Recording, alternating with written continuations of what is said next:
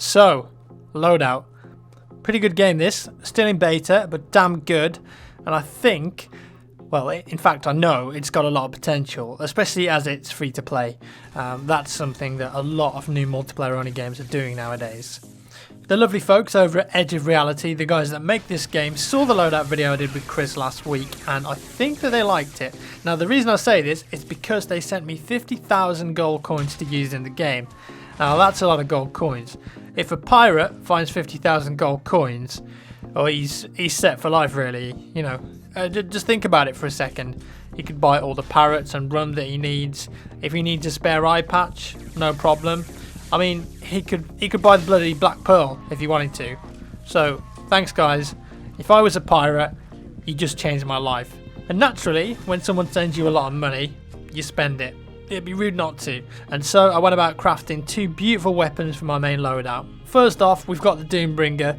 Of course, we've got the zeros and the 1 and the 3 in the name there. If it wasn't in elite speak, it just wouldn't be the same. But this is my bread and butter assault rifle, the weapon that I've been using and will be using the most until I get some new upgrades for it. I've gone with high damage and a big magazine. I've stuck with the iron sights too. I think the little zoom that you get is fine for assault play.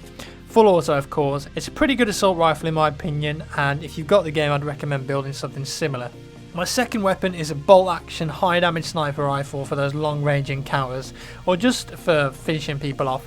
Some of the maps in Loadout are generally quite large, especially a few of the capture the hammer maps, so it's nice sometimes to have a rifle that you can switch to if you need to perform well at distance, for example.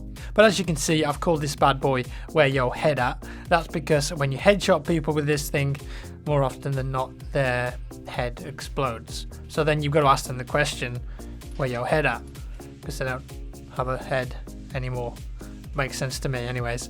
I've got the big scope on there, sniper barrel, and also the fire perk, so if I shoot someone and don't quite finish them off, they set on fire, and then the damage over time from that will probably kill them, which is always good. Of course, with the gold, I also pimped my character out too. He looks like a complete badass now. He's got a fedora, he's got the full sleeve tattoos and a tactical vest. Definitely the sort of guy you'd cross the street for, let's put it that way.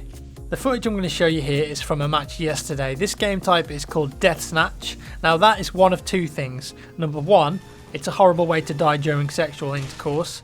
Just think about that for a second. Or number two, it's a clever pun on the word deathmatch, because when you kill people they drop a little vial of plutonium and then you've got to pick that up to score a point.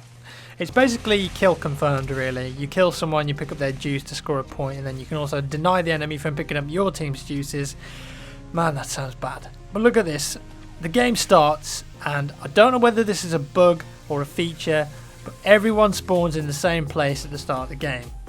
Now, if this is a bug, it's hilarious. But I think, based on the style and attitude that this game has, it's a feature. And I think if it is a feature, maybe they've used it as an interesting way of spicing up the start of the match and making the first PvP encounter of the match a little less predictable, which is a good thing. Now watch this. The first thing I do is throw my 2 grenades out as quick as possible and get the fuck out of there with a dodge. I don't really want to be part of that fiery gangbang in the middle there, and because of this I end up avoiding a lot of the initial damage. That gets me 4 kills, and I pick up 3 vials to put my team in the lead. It's a great success. But man, I love this game. It just doesn't give a fuck. It's like you're running around with half a leg, there's remote controlled rocket launchers, sentry guns and mines, it's mental. I just love the style. It's quite refreshing and different to the slew of modern military shooters we get in all the time. Simply put, it's an awesome game. And even though you've got all this wacky stuff going on, the core design of the game is inherently skill based, which in my books is an excellent thing. For example, you need consistent aim to be good in this game. People don't die that quickly unless you nail them with a headshot from a bolt action sniper rifle. You've got to have good movement and awareness to be good in this game. The dodge and the jump are very important, and if you don't start using them, you're going to fall behind.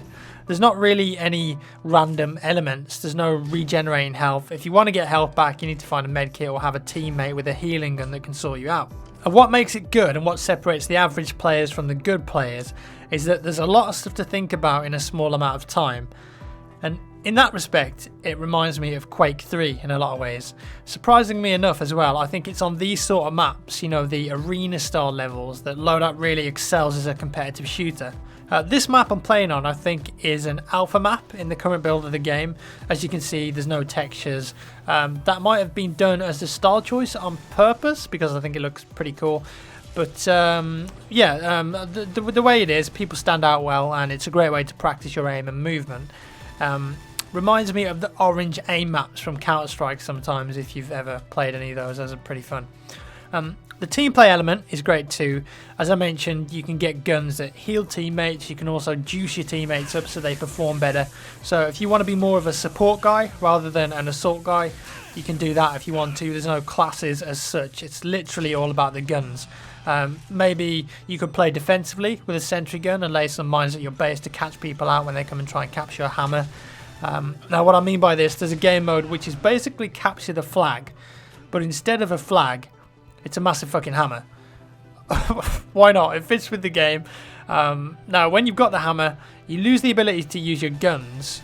You can drop it if you like, but at the same time, you can also do an epic hammer smash jump thingy that pretty much destroys anyone in one hit, and it's rather satisfying when you get to land one of those. There's also a game mode I've been playing where you have to harvest little plutonium crystals.